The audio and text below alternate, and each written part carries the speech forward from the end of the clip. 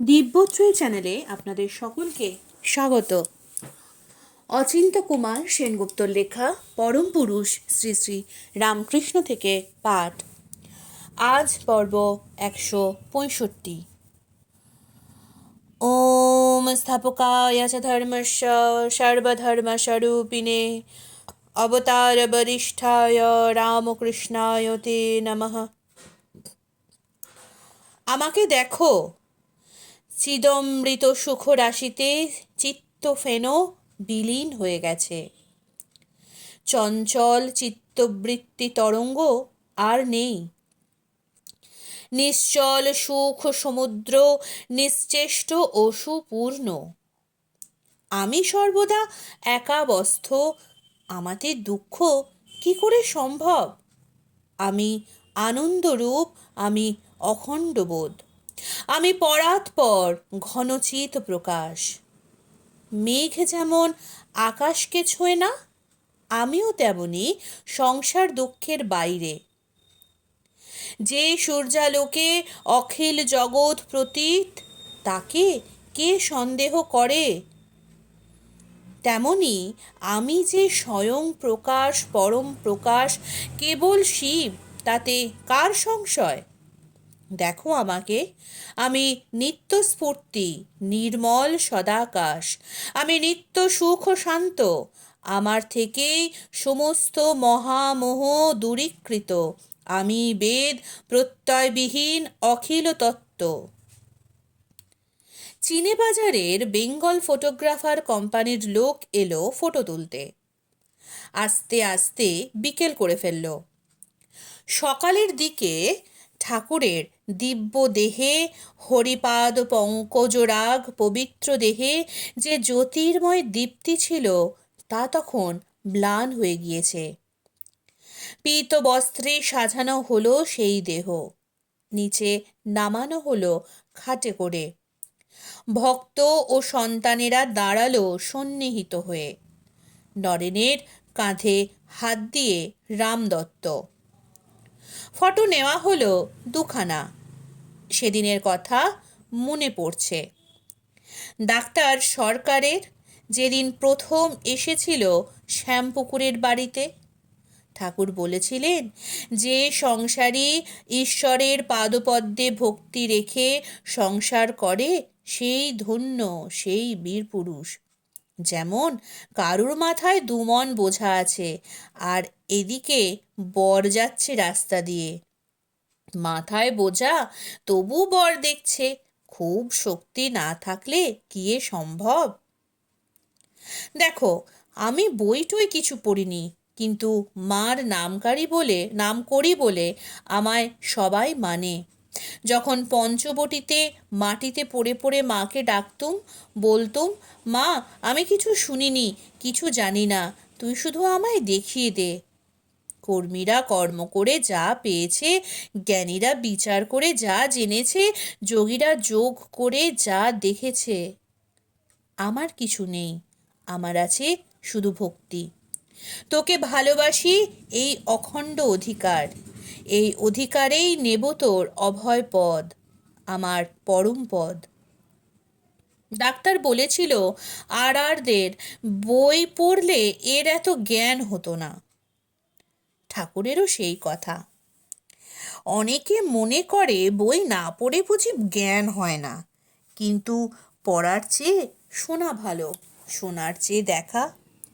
কাশির বিষয় পড়া, কাশির বিষয় শোনা আর কাশি দেখা অনেক তফাৎ। আবার বললেন, যারা নিজে দাবা খেলে তারা চাল তত বোঝে না, কিন্তু যারা না খেলে উপর চাল বলে দেয়, তাদের চাল ওদের চেয়ে অনেকটা ঠিক ঠিক হয়। সংসারী লোক মনে করে আমরা বড় বুদ্ধিমান, তারা নিজে খেলছে, তাই তারা নিজেদের চাল ঠিক বুঝতে পারে না।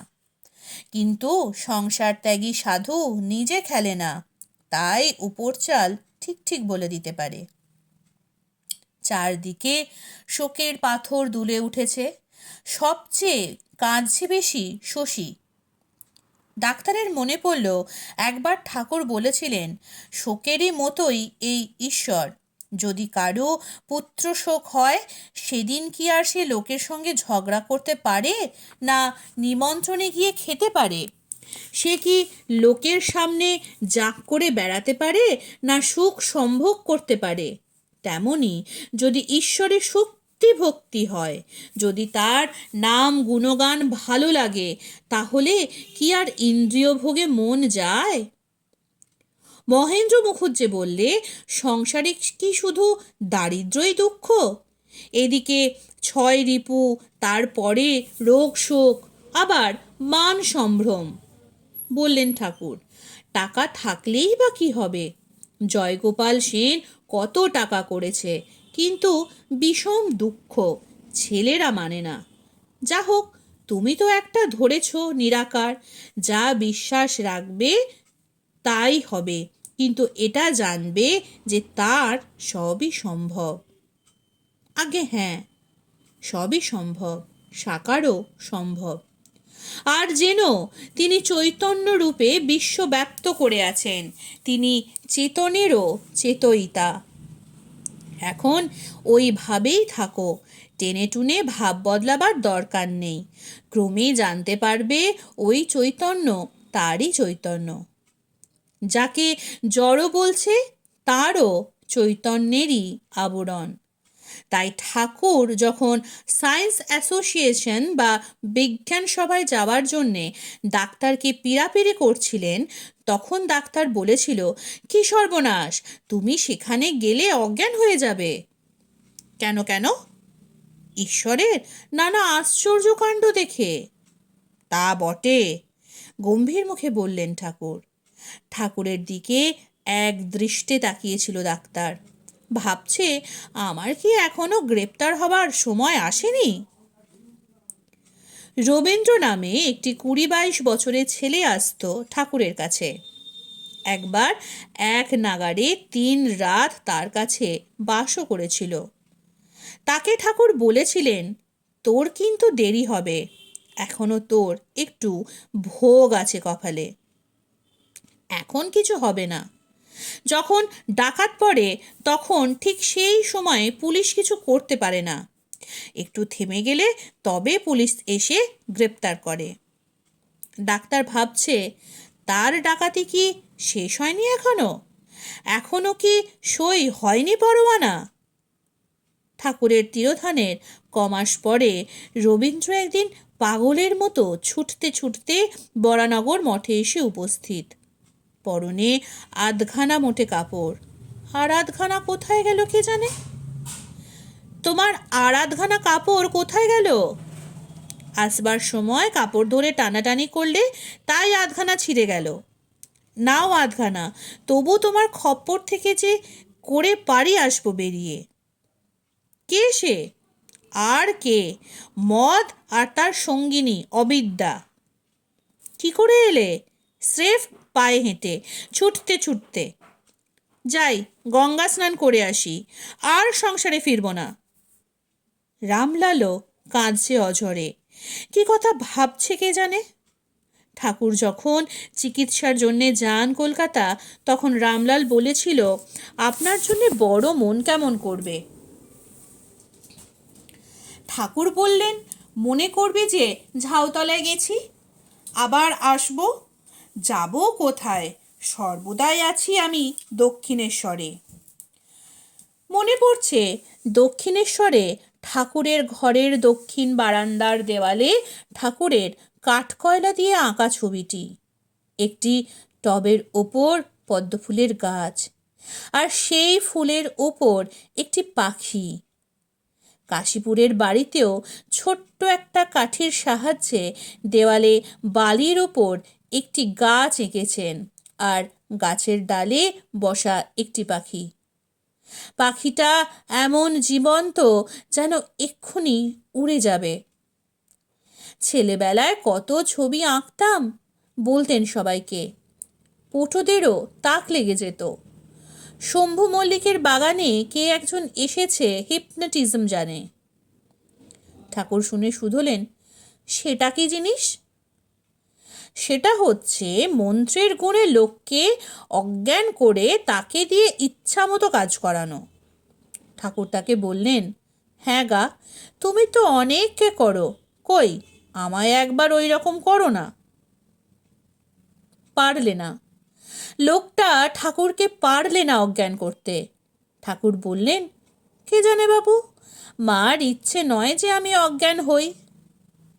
সেই সেবার আলমবাজারের শিবু আচার্যের পাঁচালি শুনতে গিয়েছিল রামলাল। আসরে ভারী মজার ব্যাপার। এক তারা কলার ঝাড় ও 50 টাকার নোট ঝোলানো। তার মানে যে ভালো করতে পারবে সে 50 টাকা পাবে, আর যারটা সবচেয়ে খারাপ হবে সে পাবে ওই কলার ঝাড়। গান শুনে এসে ঠাকুরকে বললে রামলাল, কি সুন্দর গান, এমন অমূল্য শ্রী রাম রাম রাম নাম কে শোনালে আমার কর্ণে। ঠাকুর দুঃখ করে বললেন, আহা, আমি শুনতে পেলুম না।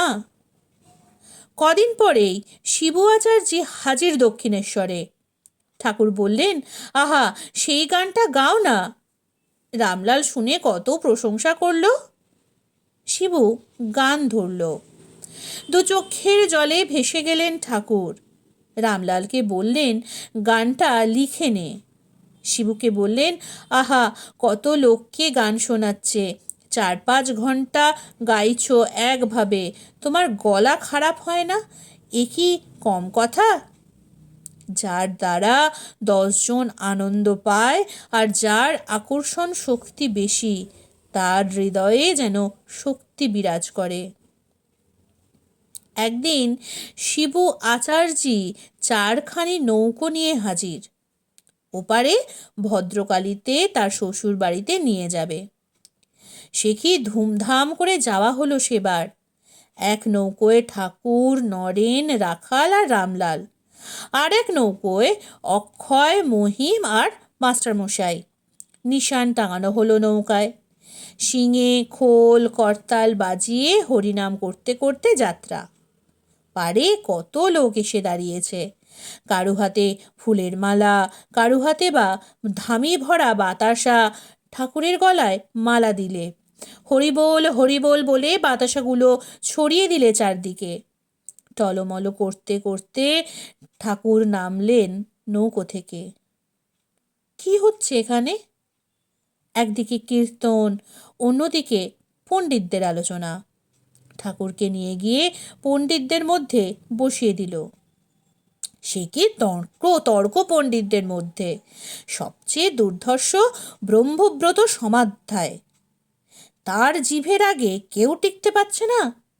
যা বলছে সব সে কেটে দিচ্ছে, কিচ্ছু মানছে না, কিচ্ছু রাখছে না। অনেকক্ষণ চুপচাপ ছিলেন ঠাকুর। পরে রামলালকে বললেন, চল তোরে, একটু বাইরে যাব। বাইরে গিয়ে তিনি হঠাৎ মাকে বললেন, মা, শালা ভারী তর্ক করছে, কারো কথাই নিচ্ছে না, ধরছে না, ভারী শুকনো পণ্ডিত, তুই ওকে একটু ঠান্ডা করে দে দেখিনি। তাড়াতাড়ি ফিরে এসে ঠাকুর সমাধ্যায়ের ডান হাঁটুটা খপ করে ধরে ফেলে বললেন, হ্যাঁ গা, কি বলছিলে বলো না। সমাধ্যায় হেসে বললে, ও আমি ঠাট্টা তামাশা করছিলাম। যখন খেয়ে দেয়ে দুপুরে শুতেন, কত তার পায়ে হাত বুলিয়ে দিয়েছি। কতক্ষণ পরেই বলতেন, যা এবার একটু গড়িয়ে নেগে যা। মাদুর বালিশ নিয়ে একটু শুতুম, তারপর দপ্তরখানার চিলে ছাতে যেতুম রসিকের সঙ্গে গল্প করতে। কামারপুকুরের রসিকলাল সরকার মা কালীর ঘরের সমস্ত কাজের যোগানদার, তখন থাকতো সেই চিলেকোঠায়। ঘুম থেকে উঠে ঠাকুর ডাকতেন, ওরে রামনেলো, শালা শিগগির আয়, আমি বাইরে যাব। গল্পে এত মত্ত থাকতুম কখনো ঠিক ঠিক শুনতে পেতুম না। যখন শুনতুম পরিমরি ছুট মারতুম। বলতেন, শালার রসিকের ওপর এমন ভালোবাসা, গল্প করবে তো মাদুর বালিশ তুলতেও সময় পায়নি। কত তামাক সেজে দিয়েছি, ঠাকুরের বায়ু বৃদ্ধি হয়েছে। আগ্রাপাড়ার বিশ্বনাথ কোবরেজ চিকিৎসা করছে। হ্যাঁ গা, তামুক খেলে কি হয়? বায়ু কমে, বললে বিশ্বনাথ।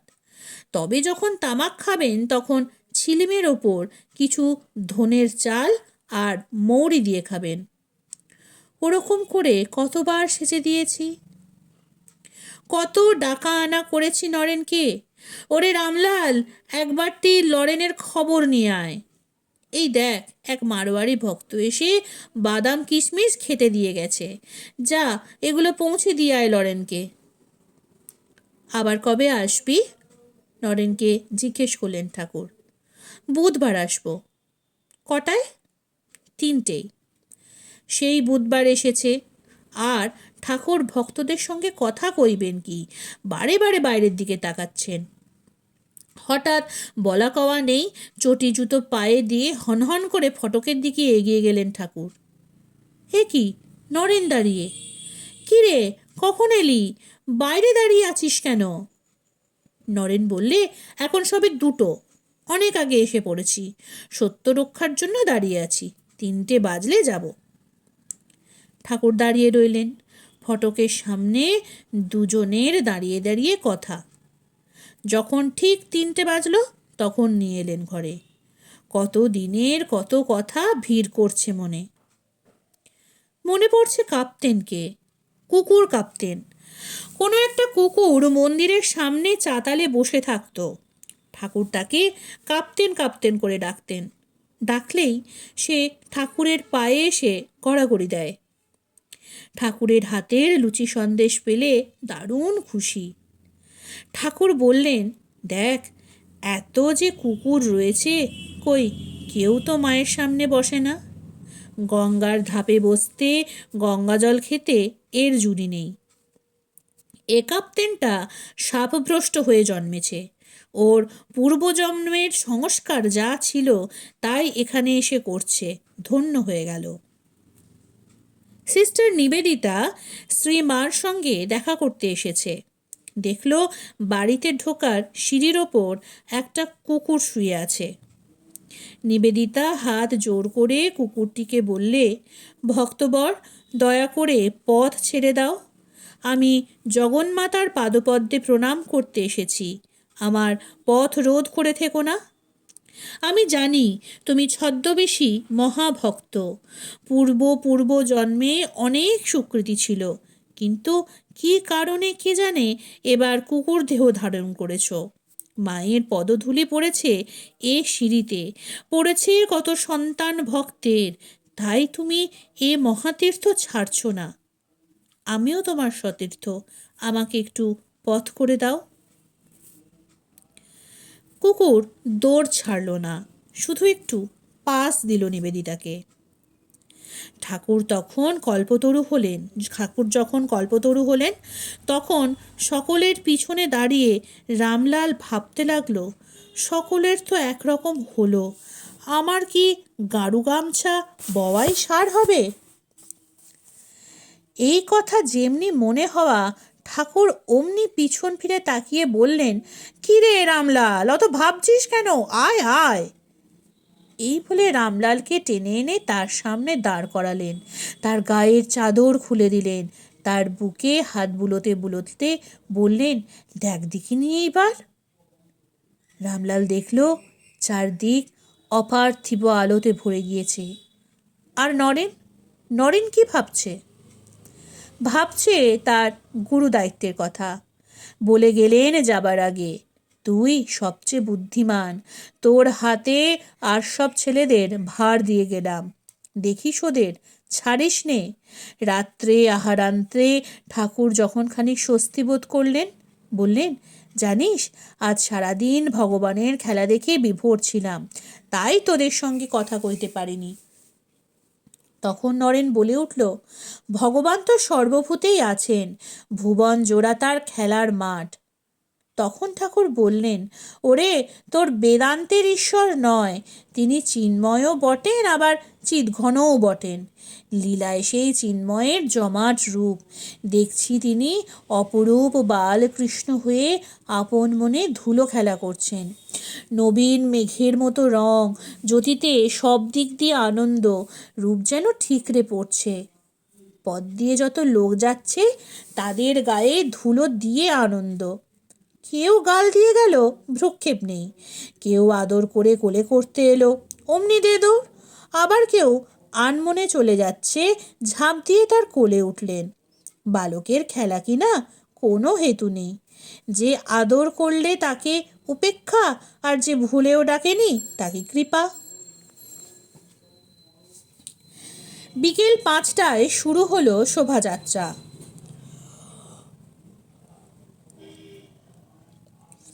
গলায় ফুলের মালা, শ্রীপাদপদ্মে সচন্দন ফুল। চললেন ঠাকুর নারায়ণী দেহে আনন্दैকমাত্র বৈকুণ্ঠ লোকে। প্রেম ব্যাকুল হয়ে সবাই ছুটোছুটি করতে লাগলো। কেউ একটু খাট ছুঁতে পারে কিনা, কেউ একটু পারে কিনা কাঁধ দিতে। হে চরম শরণ, তোমাতে দৃঢ়া দুরাশা রতি দাও, দাও পাদপঙ্কজ পলাশ বিলাস ভক্তি। শতবর্ষ তুমি ভক্ত হৃদয়ে বাস করবে, আমার হৃদয় তোমার বাসের যোগ্য করে তোলো। খোল করতালে সংকীর্তন চলল আগে আগে, সঙ্গে নিশান, ওঙ্কার, ত্রিশূল। সমস্ত ধর্মের প্রতীক, বৈষ্ণবের খুন্তি, খ্রিস্টানের ক্রুশ, মুসলমানের অর্ধচন্দ্র। চলেছেন সর্বধর্ম সমন্বয়, সর্বধর্ম একীকরণ মন্ত্রের উদ্গাতা। যত মত তত পথ তো বটে, যত মত এক পথ।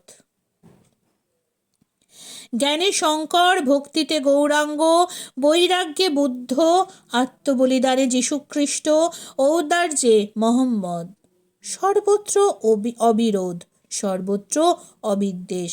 তুমি সেই সর্বত্রগামী, সেই সর্বাত্মা। এক ঈশ্বর, এক পৃথিবী, এক মানুষের সত্তা। হে এক, তোমাকে অনন্ত চক্ষুতে দেখতে দাও। রামদত্ত লাটুকে বললে, তুই বাগানে এখন কিছুক্ষণ থেকে যা, পরে যাস শ্মশানে। লাটু তাই থেকে গেল, শোভাযাত্রার সঙ্গে গেল না। ছন্ন ছাড়া শিশুর মতো এখানে ওখানে ঘুরে বেড়াতে লাগলো। ঠাকুরের মিরাকল বা বিভূতি যদি কিছু দেখতে চাও তো লাটু মহারাজকে দেখো, বলেছিল অতুল। ঠাকুর যে বলতেন, ওরে লেটো, তোর মুখ দিয়ে বেদ বেদান্ত ফুটে বেরুবে, ঠিক তাই বলেছে। দেখো, এইটুকু বুঝেছি যে এক ভাঁড় জল আলাদা করে রাখলে শুকিয়ে যায়, বলছে লাটু। বাকি সেই ভাঁড়কে যদি গঙ্গার জলে ডুবিয়ে রাখতে পারি তাহলে জল আর শুকোয় না। তেমনি এই জগতে আমাদের মনকে যদি ভগবানের পায়ে সঁপে দিতে পারি তাহলে বিষয় বাতাসে আমাদের মন শুকিয়ে উঠতে পারে না, জগৎ আর নিরানন্দ লাগবে না।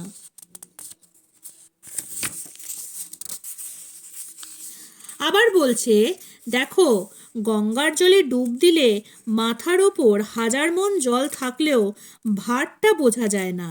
তেমনি ভগবানের সংসারে ভগবানকে ধরে ডুব দিলে সংসারের বোঝা আর বোঝা বলে মনে হয় না।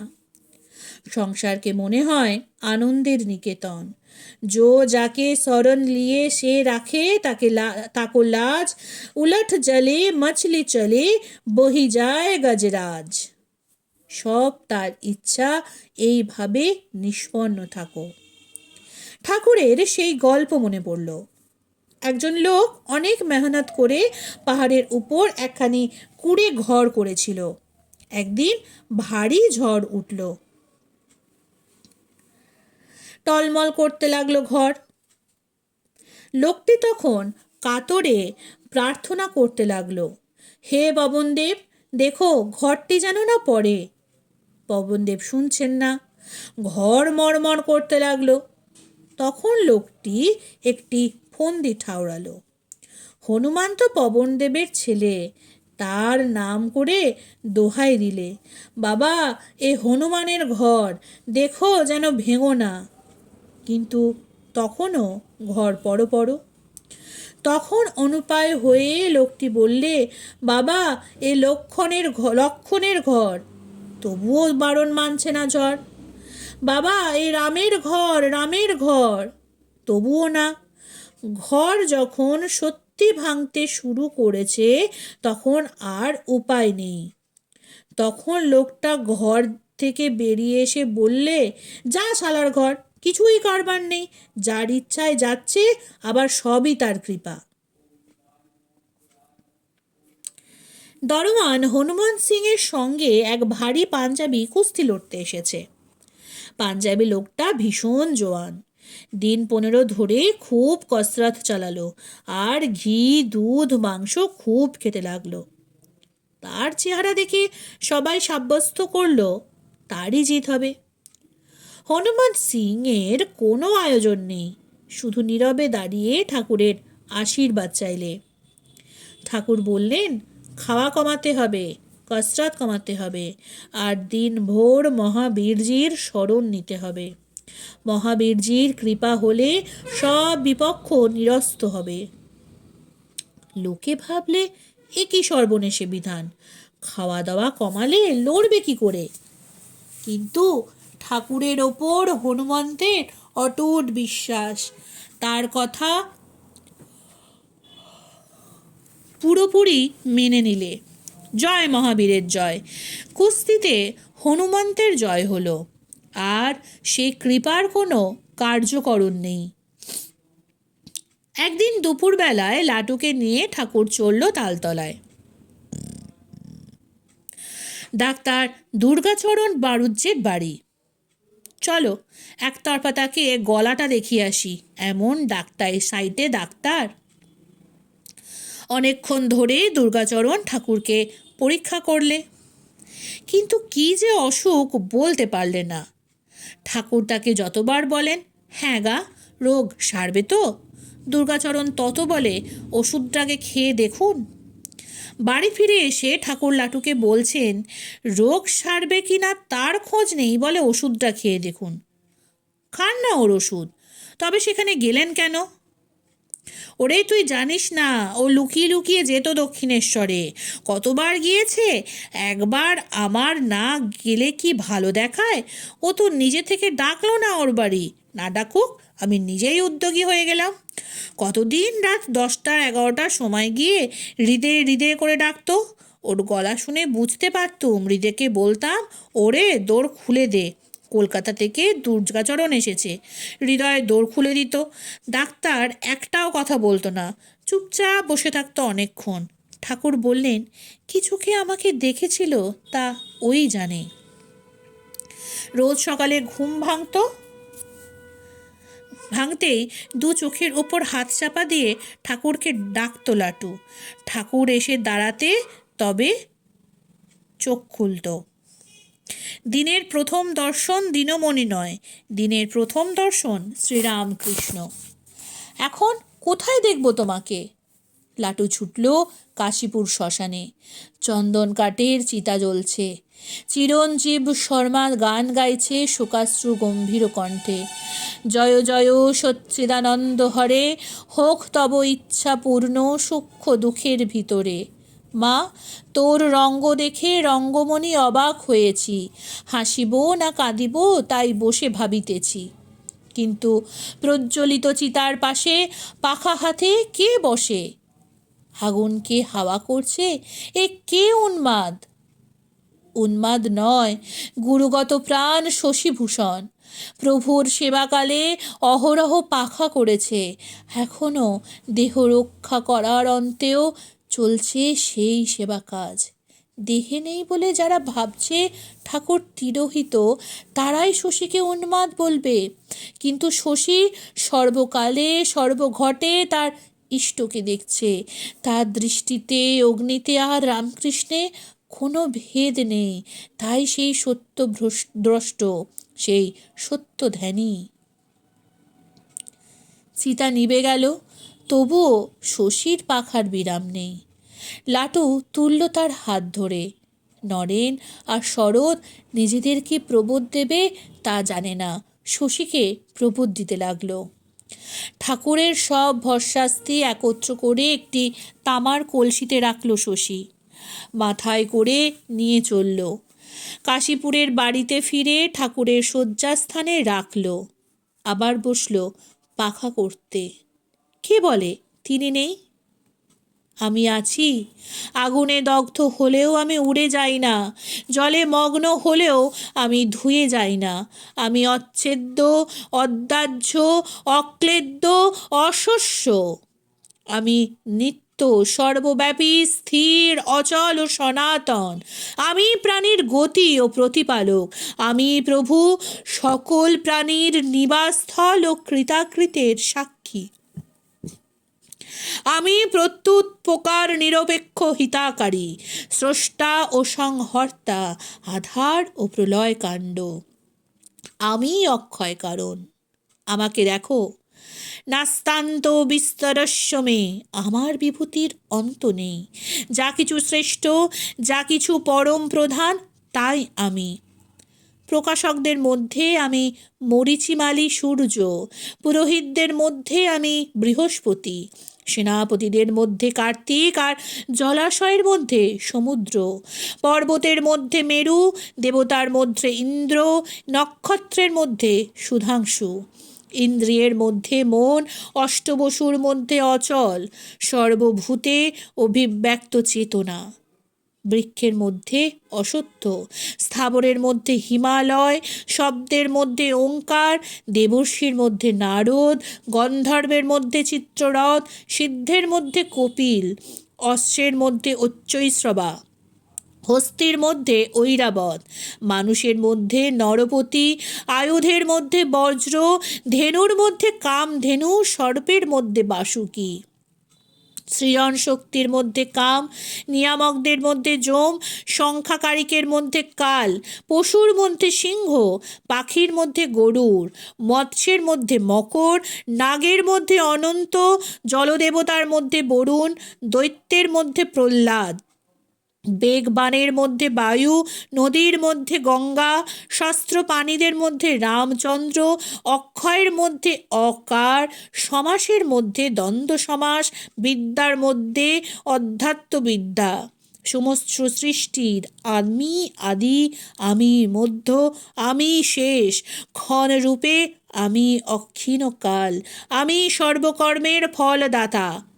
অপহারীদের মধ্যে মৃত্যু, ভাবিকালের উৎকর্ষ, বিতণ্ডার মধ্যে বিচার, নারীর মধ্যে কীর্তি, স্ত্রী, বাণী, স্মৃতি, মেধা, ধৃতি ও ক্ষমা, ছন্দের মধ্যে গায়ত্রী, মাসের মধ্যে অগ্রহায়ণ, ঋতুর মধ্যে বসন্ত, ছেলেদের মধ্যে অক্ষ, তেজস্বীর মধ্যে তেজ, বিজয়ীর মধ্যে বিজয়, উদ্যোগীর মধ্যে অধ্যাবসায়, যাদবের মধ্যে কৃষ্ণ, পাণ্ডবের মধ্যে অর্জুন, মুনির মধ্যে ব্যাস, কবির মধ্যে শুক্রাচার্য। আমি শাসকের দণ্ড, জিগীষুদের নীতি, গুহ্য বিষয় মৌন, জ্ঞানীর জ্ঞান।